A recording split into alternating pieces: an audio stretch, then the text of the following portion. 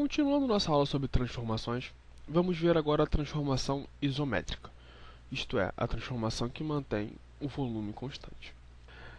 Temos aqui um diagrama pressão por volume.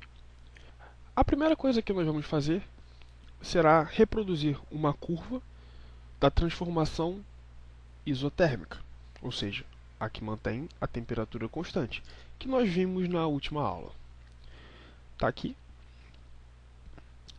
para a temperatura T1. E vou reproduzir uma outra curva para uma temperatura maior, ou seja, uma temperatura T2. Agora nós vamos pegar dois pontos. O ponto 1, que possui uma pressão P1, finge que está certinho, e o ponto 2. Agora, para escolher o ponto 2, nós temos que lembrar que nós estamos tratando de uma transformação isométrica, ou seja, o volume é constante.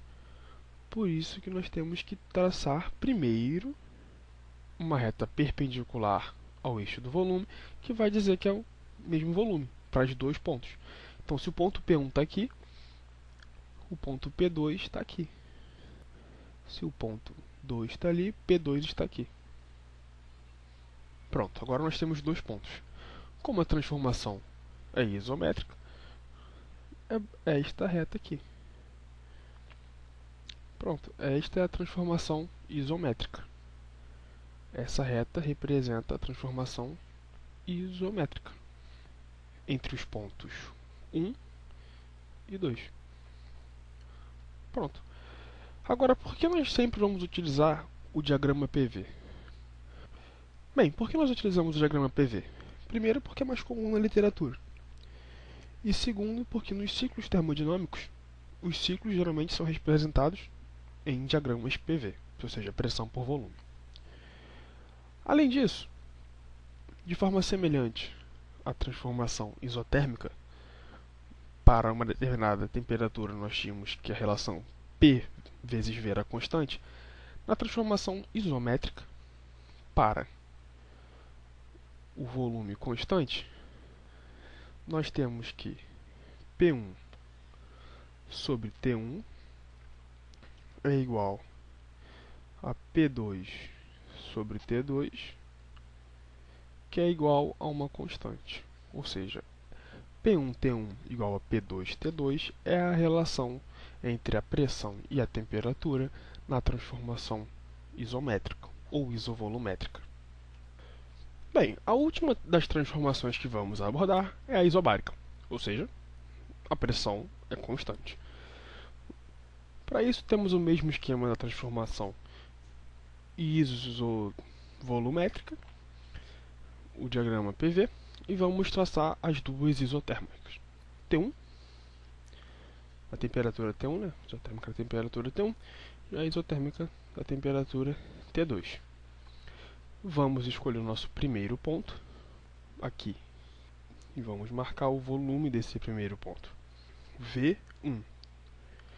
Para escolhermos o segundo ponto, nós temos que lembrar o que é constante, no caso a pressão, e vamos traçar uma perpendicular ao eixo da pressão. Então aqui está a pressão P. Portanto, o nosso segundo ponto é aqui, com o volume V2. Portanto, o diagrama da nossa transformação é essa reta aqui. Transformação isobárica do ponto 1 ao ponto 2. De forma semelhante às outras duas, temos uma seguinte relação. Para uma pressão constante, nós temos que V1 sobre T1 é igual a V2 sobre T2, que é igual a uma constante. Bem, essas são as três transformações básicas. Bem, no último slide eu mencionei a expressão ciclos termodinâmicos. Vamos tratar um pouco de ciclos termodinâmicos ainda. Antes de chegarmos no que seria um ciclo termodinâmico, essa pequena introdução que eu vou falar aqui, cabe ressaltar que não é o foco da aula de hoje, nem das próximas aulas. Eu só vou dar essa pequena introdução porque seria errado não citar, já que nós estamos falando de transformações. Mas fiquem calmos, os ciclos só serão vistos a fundo quando nós formos tratar das leis da termodinâmica. Fechou parênteses, agora vamos ver o que o que seria um ciclo, bem simplificadamente. Então, temos o nosso diagrama PV e eu vou traçar novamente uma isotérmica,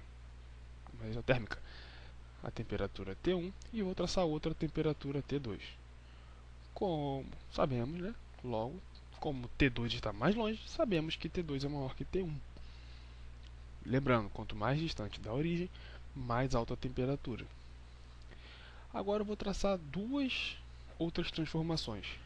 Vou traçar uma isométrica, amarela, com volume V, e vou traçar uma isobárica, verde, com pressão P. Agora vamos supor que nós estejamos no ponto 1, vamos para o ponto 2, depois para o ponto 3 e voltamos para o ponto 1, nesse sentido aqui. Pronto, isso é um ciclo. Aqui, na transformação de 1 para 2, é uma descompressão isotérmica, ou seja, de 1 até 2, descompressão isotérmica, porque mantém a temperatura constante. No caso, a temperatura T1. De 2 para 3, nós temos um aquecimento do nosso sistema isovolumétrico, ou isométrico, porque o volume é constante.